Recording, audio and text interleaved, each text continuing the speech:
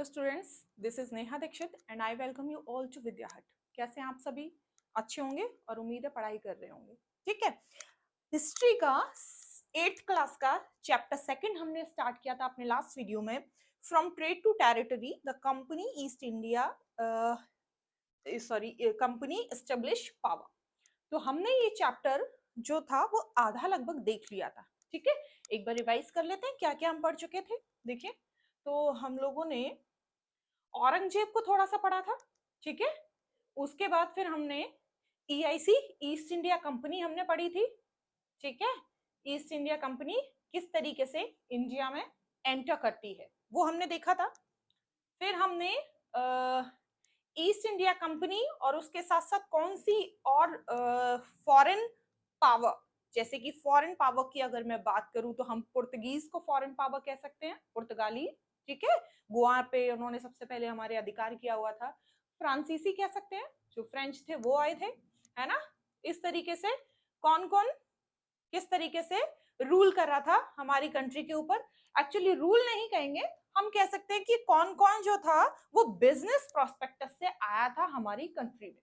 ठीक है, तो क्योंकि ईस्ट इंडिया कंपनी को भी हम शुरुआती दौर में ये नहीं कह सकते थे कि भाई रूल करने आई है, हमने कहा था कि हाँ वो बिजनेस प्रोस्पेक्टस से यहाँ पे आई है, यानी कि एक तरह से वो ट्रेड के लिए आई थी, क्योंकि चैप्टर का नाम भी ट्रेड से ही है, रिलेटेड है ना, trade to territory.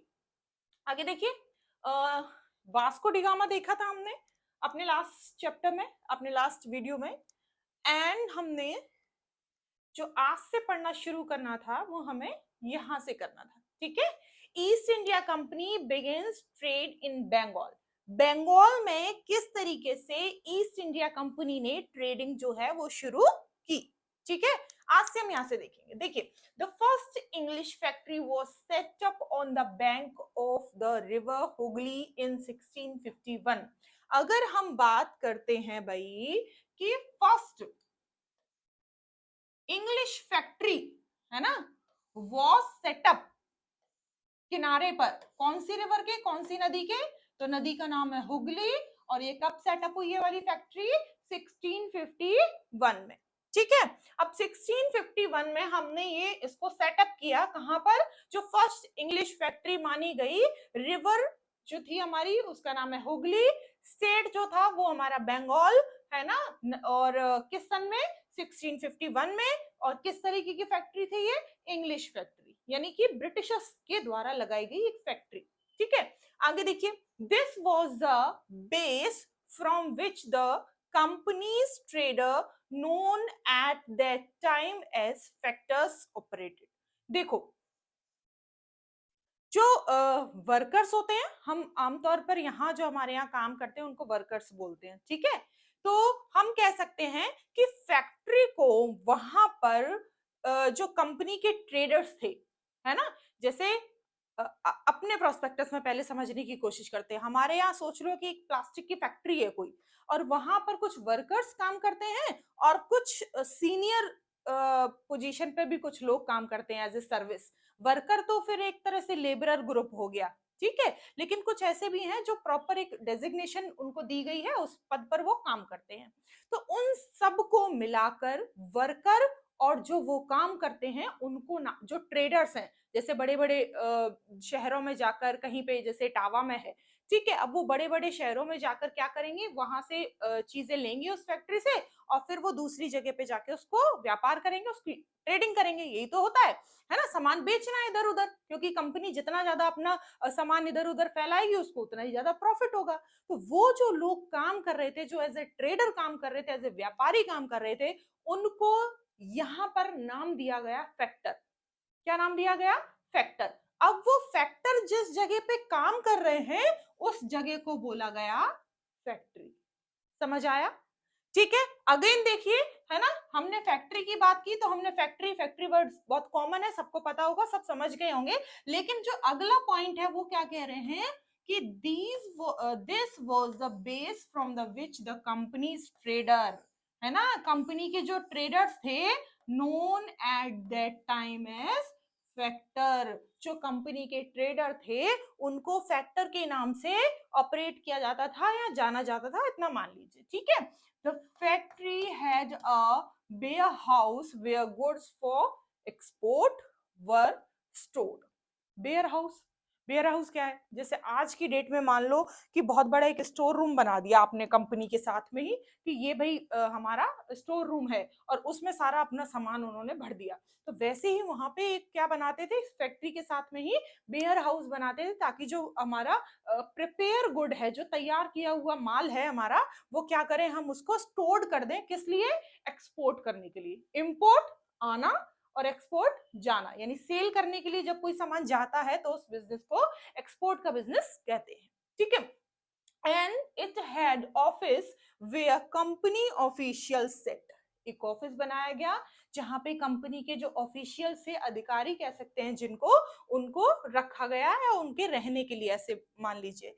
As trade expanded the company persuaded merchants and traders to come, है ना, to come and settle near the factory. देखो जो मर्चेंट्स थे, व्यापारी थे, और जो कंपनी के लोग थे, उन पर ये फोर्सफुली उनको ये बोला गया कि भाई एक काम करिए, आप कहाँ इतनी दूर से आ रहे हैं जा रहे हैं, है ना, अच्छे से देख रेख नहीं हो पा रही है, आप एक काम करिए इस फैक्ट्री के आसपास ही सेटल हो जाइए, कहीं कुछ अच्छा सा घर बनवा लीजिए एंड वहीं पे रहिए, है ना। इससे क्या होगा कि जैसे किसी का स्कूल है तो स्कूल के पास ही उसका घर है, तो उसको आने जाने में सहूलियत होगी, है ना, बार बार उतनी दूर से नहीं आना जाना पड़ेगा, कुछ इमरजेंसी हुई या कुछ और हो सकता है ज्यादा से ज्यादा वो टाइम भी वहां बिता पाए, है ना, अपने काम को ज्यादा से ज्यादा टाइम दे पाए। तो इस वजह से क्या किया गया कि वो जो जगह थी, फैक्ट्री थी, उसके आसपास ही सारी चीजों को सेटल किया गया, उनके रहने की व्यवस्था, उनके खाने की व्यवस्था, उनके सोने की व्यवस्था,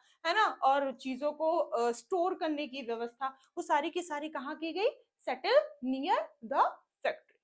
ठीक है, आगे देखिए क्या बोल रहे हैं।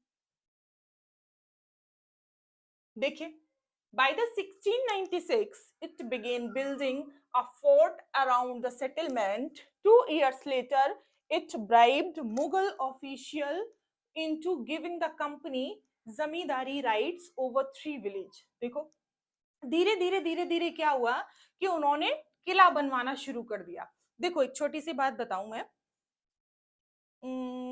हाँ देखो, एक एक कोई बंदा है जिसको खुश होकर, या आपने जिस पर थोड़ा सा दबाव बनाकर, ऐसे मान लो, खुश होकर नहीं, एक दबाव बनाकर आपने उनसे कुछ जमीन ले ली कि भाई एक काम करो, तुम्हारे पास तो इतनी सारी जमीन है, थोड़ी सी हमें दे दो, 3 गांव, है ना। तो 3 गांव उन्होंने, कंपनी ने जमींदारी राइट्स के लिए 3 गांव ले लिए कि भाई थोड़ा सा हमें जमीन दे दो, हमारे काम आ जाएगी, हमें बिजनेस बनाने के लिए फैक्ट्री लगा लेंगे और थोड़ी बहुत चीजें काम आ जाएंगी, है ना।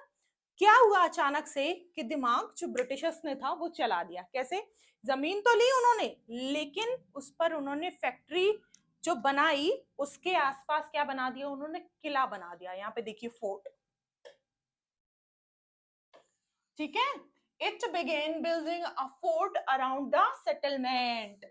उनकी जो बस्तियां थी, वो जहां वहां रह रहे थे, उसके अराउंड उन्होंने क्या बना दिया? एक फोर्ट बना दिया। 2 years later it bribed the Mughal official into giving the company zamindari rights over the 3 villages। उसके बाद क्या किया उन्होंने? फोर्सफुली कंपनी ने मुगल ऑफिशियल्स को जमींदारी राइट्स के लिए मना लिया। And one of these was Kalikata, which later grew into the city of Calcutta। और अब जो है वही सिटी कोलकाता के नाम से जानी जाती है। ठीक है, is known today। It also persuaded the Mughal Emperor Aurangzeb to issue a farman granted the company the right to trade duty free। इसी बीच क्या हुआ कि जो हमारे औरंगजेब जी थे, मुगल एम्परर, औरंगजेब कौन थे भाई? मुगल एम्परर। उन्होंने क्या किया कि एक फरमान जारी कर दिया। अच्छा, फरमान क्या होता है ये समझ लो पहले, है ना, कुछ लोगों को फरमान वर्ड नहीं समझ में आ रहा होगा। देखो, है ना, आज की डेट में जैसे होता है ना कि भाई ये वाला नियम आज से लागू होगा, जैसे बिल समझते हैं सब लोग, बिल, चूहे वाला बिल नहीं, कौन सा वाला बिल?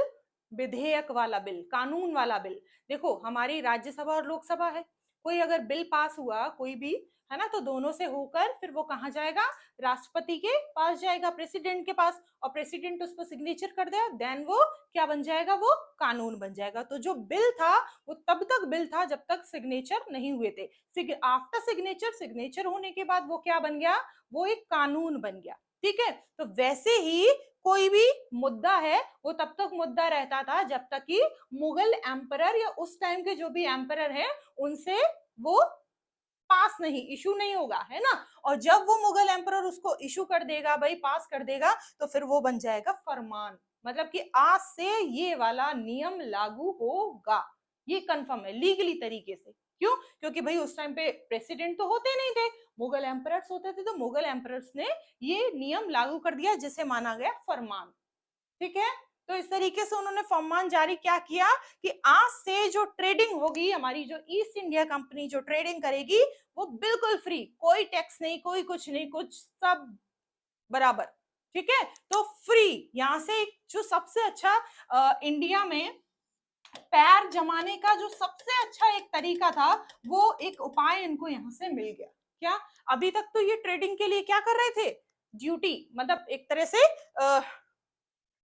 टैक्स पे कर रहे थे, थोड़ा बहुत दे रहे थे कि भाई सोना ला रहे थे, चांदी ला रहे थे, क्योंकि यहाँ पे रिसोर्सेज तो ज्यादा थे उस टाइम पे, लेकिन यहाँ का सोना चांदी तो कोई नहीं दे रहा था उनको कि भाई ले जाओ अपनी कंट्री में, तो वहां से भर भर के सोना और चांदी ला रहे थे, और भी बहुत सारी मेटल्स थे वो ला रहे थे, और यहाँ से सामान खरीद के ले जा रहे थे। अब इन्होंने क्या कर दिया कि भाई जाओ, कोई बात नहीं, तुम फ्री हो बिल्कुल। तो अब ये कोशिश करेंगे ज्यादा से ज्यादा इंडिया का फायदा उठाने।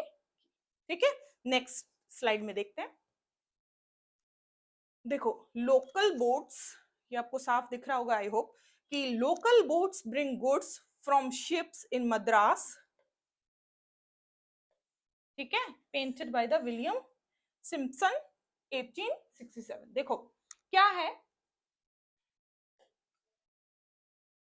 देखिए, the company tried to continuously to press for more consciousness and manipulate existing privileges. Aurangzeb Farman, for instance, had granted only the company the right to trade duty free, but the official of the company who were carrying on private trade on the side were expected to pay duty. This they refused to pay, causing an enormous loss of revenue of Bengal. देखो, अभी तक जब एक छोटा सा example देते हैं, suppose हम एक जगह पे रहते हैं, ठीक है, हम यहाँ के राजा हैं, तो जो हमारा राजस्व का खर्चा चलता है, जो मतलब हमारा राजस्व है, यानी कि हमारे जो पूरे दरबार का खर्चा चलता है, वो लोगों के टैक्स पे करने से ही चलता है। और अचानक से हम ही ये कह दें कि भाई आज से कोई टैक्स पे नहीं करेगा, सब ड्यूटी फ्री, काम चलेगा, तो क्या उस राजकोष में कहीं से पैसा कलेक्शन की नौबत आएगी, मतलब होगा क्या? नहीं होगा। तो फिर एक तरह से जो बंगाल का जो रेवेन्यू था, इस तरीके से क्या हो गया, इनॉर्मस लॉस। इनॉर्मस का मतलब एक बहुत बड़ा लॉस हो गया, लॉस का मतलब कमी आ गई, है ना। क्यों? सबसे बड़ा उसका यही था क्या, कि दिस दे रिफ्यूज टू पे, इस तरीके से उन्होंने क्या कर दिया, पे करने से रिफ्यूज कर दिया, जिसकी वजह से क्या हुआ कि बंगाल में जो पैसा था, धन था, एक तरह से जो टैक्स के जरिए आता था बंगाल में, बंगाल की सरकार जो कमाती थी, सरकार नहीं कहेंगे, उस टाइम पे बंगाल में नवाब थे, ठीक है, तो वो जो नवाब कमाते थे वो सारा गायब हो गया, नहीं आ रहा था। ठीक है, तो हमें घाटा हुआ है, यही कह सकते हैं। आगे देखिए, how trade led to battles. जो ट्रेड थी वो कैसे टर्न हुई बैटल्स में, यानी कि बैटल मतलब लड़ाइयां, है ना, लड़ाइयां, युद्ध में। Through the early 18th century, देखिए भाई 18th सेंचुरी में क्या हुआ, ठीक है, यहाँ पे देखिए रॉबर्ट क्लाइव दिख रहे हैं सबको, रॉबर्ट क्लाइव। क्या हुआ कि through the early 18th century the conflict between the company and the nawab of Bengal intensified after the death of Aurangzeb. The Bengal Nawabs asserted their power and autonomy as other regional power were doing at that time.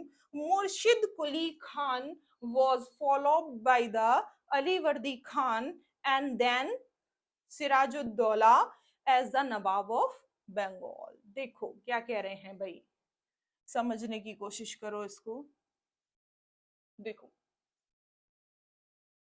देखिए क्या कह रहे हैं कि अगर हम बात करें कॉन्फ्लिक्ट के टाइम की, कि जब ये विवाद चल रहा था कंपनी और नवाब के बीच में, किस किस के बीच में, कंपनी और नवाब के बीच में, बंगाल के नवाब, मैंने अभी बताया ना जस्ट कि बंगाल में उस टाइम पे नवाब हुआ करते थे, ठीक है।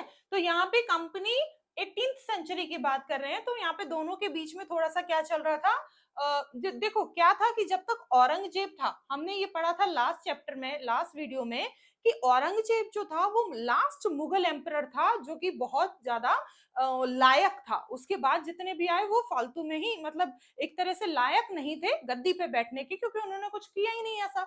औरंगजेब तक थोड़ा सीमित था, ठीक है, मतलब थोड़ी थोड़ी चीजें सुधरी हुई थी। तो जैसे ही औरंगजेब की डेथ हुई, अब यहाँ पर गद्दी पे बैठने वाला कोई भी एक अच्छा इंसान नहीं है जो लायक हो। और फिर क्या होगा कि जो आसपास की छोटी मोटी रियासतें हैं, दिल्ली के, आगरा के आसपास की मैं बात कर रही हूँ, जैसे बंगाल, बिहार, उड़ीसा, ये सब वाली जो जगह थी, यहाँ पर क्या थे, महाराष्ट्र की भी उस टाइम पे, गुजरात, महाराष्ट्र, इन सब की भी बात हो रही है, ठीक है। तो उस टाइम पे छोटे छोटे जो राज्य थे उनमें नवाब का राज्य हुआ करता था। वहां के जो राजा थे वो नवाब हुआ करते थे, उनको नवाब कहते थे, जैसे लखनऊ में नवाब हुआ करते थे, ठीक है। तो वैसे ही क्या चल रहा है, अभी औरंगजेब की डेथ हो गई है, और जो छोटे मोटे राज्य हैं जैसे बंगाल, मद्रास, है ना, बिहार, ये सब प्रेसिडेंसी बनेंगी आगे चल के, तो यहाँ पे नवाब काम कर रहे थे, है ना। तो अब वो देखो, asserted their power and autonomy. Autonomy का मतलब होता है खुद की स्वतंत्रता, यानी कि हम अपनी मर्जी से कोई काम कर पा रहे हैं या नहीं कर पा रहे हैं, ठीक है। पावर का मतलब शक्ति, पावर, ठीक है। As other regional power were doing at the time, अगर हम देखें तो उसी समय पर क्या ऐसा हो सकता था कि दूसरी कोई पावर वहां पे काम कर रही हो और हमारी भी चले? क्या दोनों पावर एक साथ काम कर सकती है किसी एक जगह पे? नहीं कर सकती, obviously. Power were doing at the same time. Murshid Quli Khan was followed by Alivardi Khan and then Sirajuddaula as the nawab of Bengal. Murshid Quli Khan, फिर उसके बाद Alivardi Khan, and then finally बना Sirajuddaula as the nawab of Bengal. तो अभी फाइनल जो था वो सिराजुद्दौला हमारा बंगाल का नवाब बन गया, ठीक है। आगे देखिए, देखो यहां तक की कहानी कह रही है हमारा कि each one of them was a strong ruler, they refuse to grant the company consciousness, demanded large tributes for the company's right to trade, denied it any right to mint coins, and stopped it from extending its fortifications, accusing the company of deceit, and they claimed that the company was depriving the Bengal government of a huge amount of revenue and undermining the authority of the Nawab. It was refusing to pay taxes, writing disrespectful letters, and trying to humiliate the Nawab and its his officials. देखो, obvious है कि जब बंगाल के जो नवाब थे वो चाहते थे कि हमारा जो राजपाट है वो कैसे चलेगा, नवाबगिरी कैसे चलेगी, जब जो लोग होंगे वो हमें राजस्व देंगे, रेवेन्यू देंगे, और ऑटोमेटिकली वहां पर जहां से रेवेन्यू आता है वहां पर ट्रेडिंग कर रहे हैं भाई हमारे अंग्रेज, ब्रिटिशर्स, और वो जो है वो रेवेन्यू देना नहीं चाहते, और वो जो लोग हैं उनसे पैसा खुद ले लेते हैं, ठीक है। और एक तरह से वो रेवेन्यू देना ही नहीं चाहते, और जितना भी जो लोग हैं उनसे वो worker, as a worker labourer काम करवा रहे हैं, और जितना भी पैसा है वो खुद यूज कर रहे हैं। तो एक तरह से क्या होगा, वहां पे चीजें जो हैं वो बहुत ही ज्यादा कॉन्फ्लिक्ट होंगी, विवाद होंगी। और वो क्या कह रहे हैं, देखो यहाँ पे कि जो अथॉरिटी ऑफ द नवाब है, इट वाज रिफ्यूजिंग टू पे टैक्सेस। उस अथॉरिटी का कोई मतलब है क्या, जब कोई आपके मुंह पे मना कर जाए कि भाई नहीं मिलेगा टैक्स, तो उस अथॉरिटी का कोई सेंस बनता है? राइटिंग डिसरेस्पेक्टफुल लेटर्स, हमने एक अजीब तरीके से हमने किसी को बेइज्जत करने के लिए जो लेटर्स लिखे, and trying to humiliate, humiliate का मतलब होता है किसी की बेइज्जती करना, है ना, बेइज्जती करना, and the Nawab and his official, कौन कौन, उसके जो नवाब थे और जो उसके ऑफिशियल, मतलब जो अधिकारी थे, उन सब की बेइज्जती करते थे एक तरह से, ठीक है। आगे देखिए, the company on its part declared that the unjust demand of the local official were ruining the trade of the company, and trade could flourish only if the duty were removed. It was also convinced that to expand trade, it had to enlarge its settlement by the village and rebuild its fort. The conflict led to confrontations and finally culminated in the famous battle of Plassey. देखो, जब चीजें conflict होंगी यानी विवाद होगा, जब चीजें बिगड़ेगी तो युद्ध की स्थिति बनेगी, है ना। और जब युद्ध की स्थिति बनेगी तो यहाँ पर जो बैटल लगा मतलब हुआ, उसको नाम दिया बैटल ऑफ प्लासी। ठीक है, अब ये प्लासी वर्ड कहाँ से आया, मैं ये समझाने की आपको कोशिश करती हूँ। इसमें थोड़ा सा लॉजिक ढूंढिए। एक एक वहां पे ना, जिस जगह पे ये हुआ, वहां पे ना फूल होते थे जिन्हें पलाश के फूल कहा जाता था। ठीक है, फूल होते थे बहुत सुंदर सुंदर से, जिन्हें पलाश के फूल कहा जाता था। इस वर्ड से ही नाम निकला है प्लासी, आधा पा प्लासी। ठीक है, ये अंग्रेजों की देन थी, इस नाम को बिगाड़कर उन्होंने प्लासी कर दिया। ठीक है, पलाशी होना चाहिए क्योंकि पलाश के फूल से ही वो वर्ड बना था, लेकिन प्लासी कर दिया गया। ठीक है, तो ये इसके पीछे का लॉजिक है। इससे आपको माइंड में याद रहेगा कि जब नवाब और अंग्रेजों की रेवेन्यू के पीछे कॉन्फ्लिक्ट हुआ, तब हमारा युद्ध जो हुआ वो था बैटल ऑफ प्लासी। ठीक है, अभी डेट की अगर हम बात करें तो हमेशा याद रखिएगा 23 जून 1757। ठीक है, 23 जून 1757 को ये वाला युद्ध हुआ है। तो did you know how Plassey got its name? Plassey is an anglicised pronunciation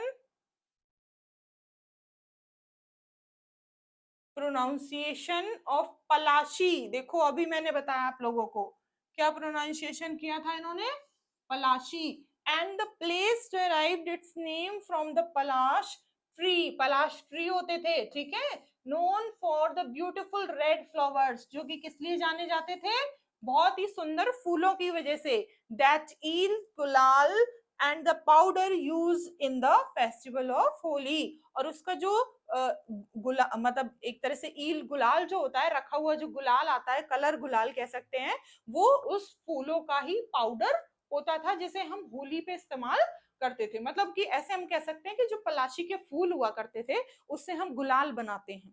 ठीक है, और उस गुलाल को होली पे इस्तेमाल करते हैं। ठीक है, इस तरीके से इसको याद रखिएगा आप लोग।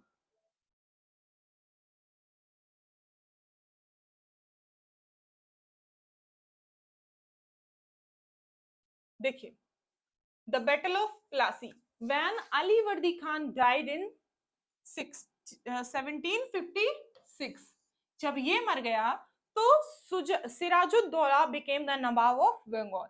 देखो, अभी हमने बात की थी कि जब कभी भी जो वंश, जो डायनेस्टी चलती है, अगर उसका एक राजा मर गया और फिर उसका दूसरा राजा बैठा, मतलब दूसरा बंदा उस गद्दी पर बैठा और वो उसी वंश का है, तो वो एक पूरी की पूरी डायनेस्टी कहलाती है। तो यहाँ पे अगर हम नवाब की बात करें, जो बंगाल के नवाब का जो रूल चल रहा था, तो वहां पे हमने देखा कि अली वर्दी खान जो थे वो 1756 में उनकी डेथ हो जाती है। ठीक है, और उसकी डेथ करने के बाद ही जस्ट गद्दी पर बैठते हैं सिराजुद्दौला। क्या नाम था उनका? सिराजुद्दौला, जो कि बंगाल के नवाब, नेक्स्ट जो बंगाल के नवाब बनाए गए। The company was worried about his power and keen on a puppet ruler who would give willingly give trade conscience and other privileges, so it tried through without success to help when the सिराजुद्दौला's rival became the नवाब। देखो, इस point को बहुत ध्यान से समझना कि अगर कोई भी व्यक्ति को किसी चीज से फायदा हो रहा है, किसी जगह से या किसी डायनेस्टी से फायदा हो रहा है, मैं अंग्रेजों की ही बात कर रही हूँ। ठीक है, अगर फायदा हो रहा है तो फिर क्या हम ये चाहेंगे कि भाई कोई अच्छा राजा या अच्छा कोई नवाब वहां पे अपना दिमाग चलाने के लिए बैठ जाए, हम ये चाहेंगे? हम ये बिल्कुल नहीं चाहेंगे। तो वैसे ही था यहाँ पे कि जब उसकी डेथ हो गई, जो सिराजुद्दौला जो नाम के व्यक्ति थे वो गद्दी पर बैठे, नए नवाब बने। तो यहाँ पर ये चर्चाएं चल रही थी कि हम क्या किस तरीके से इस चीज के हम लोग वो बना सकते हैं, उसको पावर को छीन सकते हैं और अपना एक पपेट बिठा सकते हैं कि भाई ऐसा कोई राजा गद्दी पर बैठ जाए कि केवल हमारी बात माने, कि हम कहें ये कर दो तो ये कर दे। तो इस टाइप से पपेट बनाकर, पपेट का मतलब एक तरह से अपनी तोता मान लो, कि बस हम जो बोलेंगे वही वो रिपीट करेगा। ठीक है, इस तरीके से मतलब अंग्रेज चाहते थे कि जो नेक्स्ट बंदा गद्दी पर बैठे वो कैसा हो, वो इज अ पपेट हो, मतलब कि जो हम बोले वही वो करे। ठीक है, तो इस तरीके से क्या हो रही थी, चीजें जो थी वो खराब होती जा रही थी। To help one of Sirajuddaula rivals become the nawab. तो वो क्या कर रहे थे कि जो मतलब कोशिश कर रहे थे कि जो सिराजुद्दौला का जो राइवल है, राइवल मतलब एक तरह से दुश्मनी वाला बंदा, जो दुश्मनी वाला बंदा है वो क्या करे, वो बिकम द नवाब, वो नवाब बने, क्योंकि सिराजुद्दौला तो भाई हमारी बात सुनेगा नहीं। इस तरीके से खेल चल रहा था। ठीक है, आगे देखते हैं। देखिए,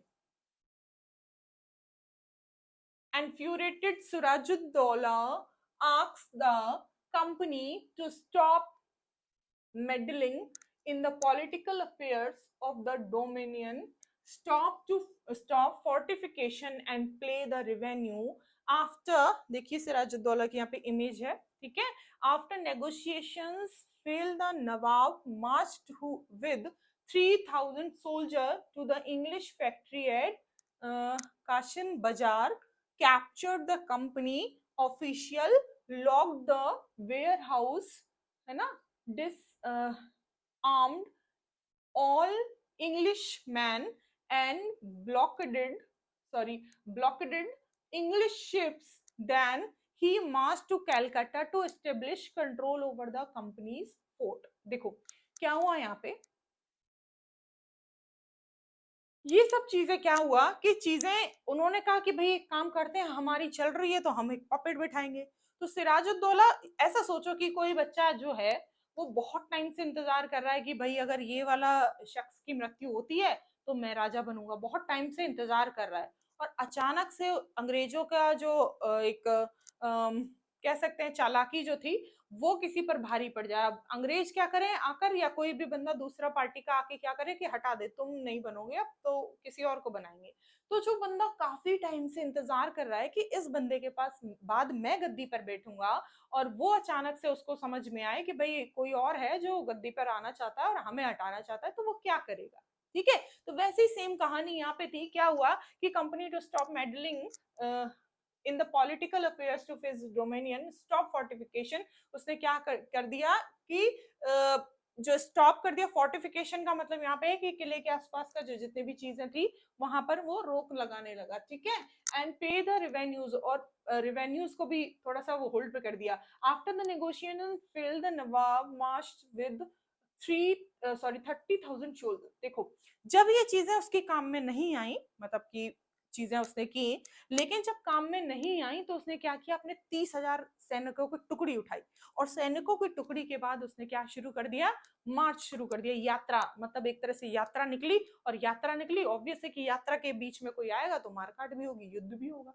ठीक है, तो इस तरीके से क्या हुआ कि जो हमारा कासिम बाजार था, फैक्ट्री एट कासिम बाजार, उसने जाके वहां पे धावा बोल दिया। Captured the company official, company के कुछ ऑफिशियल से अधिकारी थे उनको अपना कैप्चर कर लिया। कैप्चर का मतलब पकड़ में अपने पास रख लिया। ठीक है, and lock the warehouse, of warehouse को क्या कर दिया, लॉक्ड कर दिया, है ना। डिसआर्म ऑल द इंग्लिशमैन, जितने भी वहां पे थे वो डिसआर्म्ड हो गए। डिसआर्म्ड का मतलब एक तरह से हथियार उनके छीन लिए, है ना। एंड ब्लॉकेड इंग्लिश शिप, और क्या किया, ब्लॉक कर दिए इंग्लिश शिप्स, मतलब कि जो जहाज थे उन पर रोक लगा दी, इंग्लिश जहाजों पर। ठीक है, then he march to Calcutta to establish control over the company's fort दिया। कह रहे हैं उसके बाद फिर उसने कैलकाटा की तरफ, जो कलकत्ता है उसकी तरफ क्या किया, अपना मूव किया, मार्च किया, टू एस्टेब्लिश कंट्रोल। क्या एस्टेब्लिश करने के लिए, कंट्रोल, अपना एक तरह से अपनी पावर को, अपने नियंत्रण को स्टेब्लिश करने के लिए कंपनी में उसने एक तरह से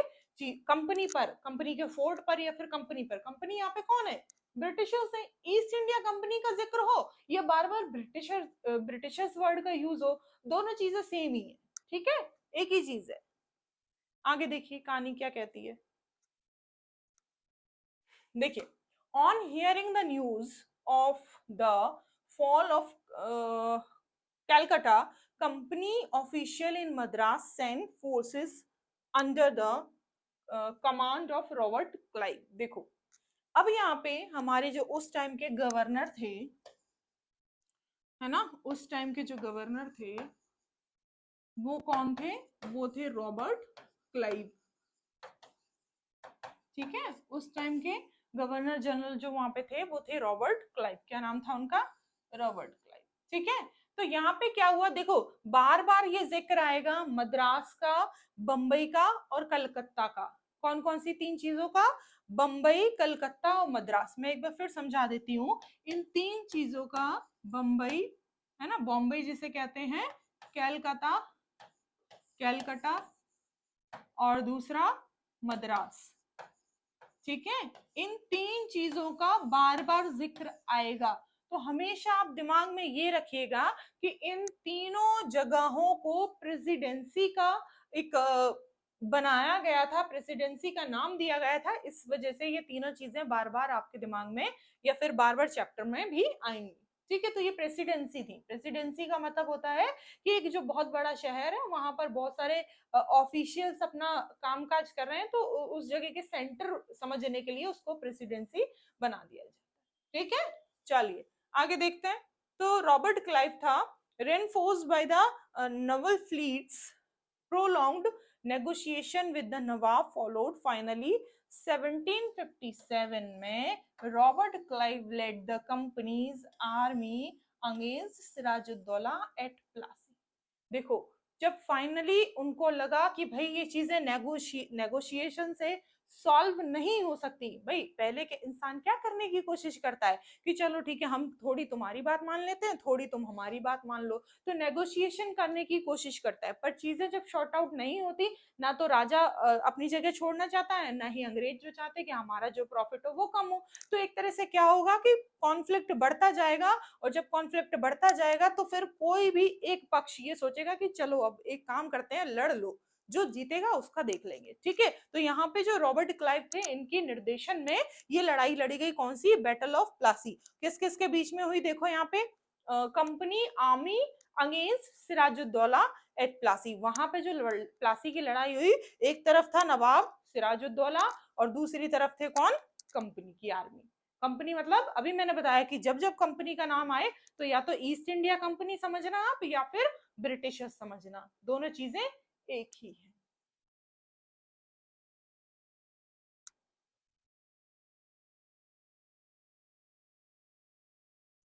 ठीक है। ये और देखते हैं मीर जाफर को। तो one of the main reasons for the defeat the Nawab was the force by led by Mir Jafar, one of Sirajuddaulla's commander. Never for the battle, Clive had managed to secure his support by promising to make his Nawab after crushing Sirajuddaulah. The Battle of Plassey became famous because it was the first major victory the company won in India. देखो शब्दों पे मत जाओ, कहानी सुनो। अब दो दो जो ग्रुप हैं वो लड़ रहे हैं, ठीक है। एक ग्रुप में ये बोल दिया, दूसरे वाले ग्रुप ने एक ग्रुप से ये बोल दिया कि जो राजा है जो हमारे साथ लड़ने आया है उसके सेनापति से, ठीक है, कि एक काम करो तुम इसका साथ मत दो, है ना। शुरू से ही हमने देखा है कि जो अंग्रेजों की नीति रही है वो कैसी रही है, फूट डालो और राज करो, मतलब कि बीच में लड़ाई डलवाओ और फिर उसके बाद इन दोनों को अलग कर दो और हरा दो, है ना, राज करो अपना खुद ही। तो इसी नीति को जब वो फॉलो कर रहे थे तो सबसे अच्छा ये, इस नीति को समझने का सबसे अच्छा एग्जाम्पल ये है। इन्होंने क्या किया कि उसका एक कमांडर था, मतलब एक तरह से मंत्री समझ लो या कुछ भी समझ लो, उनका एक कमांडर था जिसका नाम था मीर जाफर। क्या नाम था जिसका, मीर जाफर। तो वो उसके पास क्योंकि सेनापति था या जो भी था, कमांडर था, जो भी था, उसके पास सेना भी थी, सैनिकों की एक टुकड़ी थी। तो जब लड़ाई के वक्त पे उन्होंने उसको ये प्रॉमिस कर दिया कि भाई तुम इसका साथ मत दो, अगर ये हार गया, ऑब्वियस है कि जब साथ नहीं देगा सेनापति तो कोई भी राजा हार जाएगा। तो उन्होंने कहा कि जब तुम हार जाओगे तो तुम, ये हार जाएगा तो इस तुमको क्या कर देंगे, इसकी जगह नवाब बना देंगे, गद्दी पे बिठा देंगे। तो इस तरीके से उन दोनों के बीच में इसने क्या किया, अंग्रेजों ने फूट डाल दिया, और जिसकी वजह से मीर जाफर जो था वो अपनी सेना लेकर उस टाइम पे, लड़ाई के टाइम पे नहीं आया, जिसकी वजह से नवाब के जो कमांडर था उस धोखा देने की वजह से नवाब जो था वो हार। ठीक है, आप खुद सोचो कि आप दो लोग मिलके लड़ रहे हो तीसरी ताकत से, और वो तीसरा वाला ये बोले कि कोई बात नहीं, एक हार जाओ, हम तुम्हें 10 लाख रुपए दे देंगे या हम तुम्हें राजा बना देंगे, और तुमने अगर अपने दोस्त का साथ नहीं दिया या अपने दो लोग ग्रुप में अपना किसी ने साथ नहीं दिया तो क्या होगा, हार जाओगे। और हारने के बाद क्या करेंगे फिर वो, तुमको या तो पैसे दे देंगे, या फिर मतलब कोई ना कोई लालच होता है ना, देखो लालच का कोई रूप नहीं होता, लालच पैसों का भी होता है, किसी प्रॉमिस का भी होता है ना, कोई घर का भी, कोई प्रॉपर्टी का भी लालच होता है। तो लालच जो होता है सिर्फ पैसे के रूप में नहीं होता है ना, जो रिश्वत होती है वो सिर्फ पैसे के रूप में नहीं होती, बहुत सारी अदर अदर चीजों के रूप में भी होती है। तो यहाँ पर जो ये दिखाया गया है कि बैटल ऑफ प्लासी जो था वो क्यों हारा, वो तो उसका मेन रीजन यही था, अंग्रेजों की नीति, उन्होंने ये वाली पॉलिसी अपनाई, ये वाली नीति फॉलो करी कि फूट डालो और राज करो। समझ में आया इतना? इसके आगे का हम लोग नेक्स्ट क्लास में करेंगे। तब तक के लिए थैंक यू एंड जय हिंद।